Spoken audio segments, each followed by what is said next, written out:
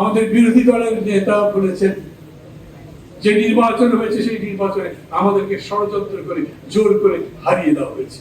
পড়েছেন কথা ঠিক? কবে থেকে ঠিক?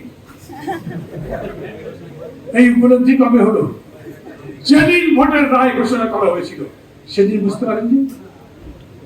এই বুঝতে 4 মাস লেগে গেল। তাহলে কি কি জিনিস বোঝেননি যারা 44 মাস লাগবে?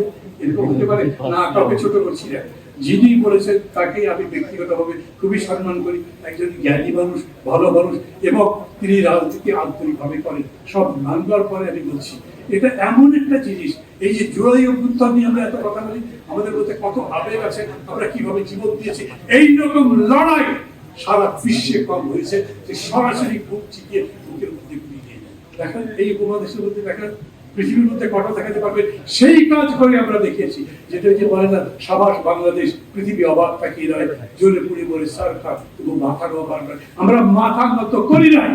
আমাদের নামে ব্রিটিশরা দোষ দিয়েছে, ওরা ভীরু কাপুরুষ খালি পরচর্চা করে মিথ্যা কথা বলে এই বাঙালিদের দিয়ে কিছু হবে না। কিন্তু বাঙালি যে সাহসিকতা দেখিয়েছে, বাঙালি যে কমিটমেন্ট দেখেছে, বাঙালি তার অঙ্গীকারের সাথে যে এখন পর্যন্ত আছে সেটা ফলো।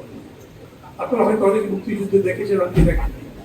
মুক্তিযুদ্ধের 1 বছরও যায়নি, তার মধ্যে সারা দেশের মধ্যে 16 ডিভিশন হয়ে গেছে, লুটপাট চলেছে, মুক্তিযোদ্ধাদের বদনাম হয়েছে, মানুষের মধ্যে মুক্তিযুদ্ধের চেতনা আওয়ামী লীগ জোর করে টেনে টেনে লম্বা করেছে, কিন্তু চেতনা বলতে কিছু ছিল না। সবাই বুঝেছে ওটা রিলিফ চুরি, ওটা কম্বল চুরি, ওটা ভোট ডাকাতি, ওটা অন্যায় অনাচার অবিচার।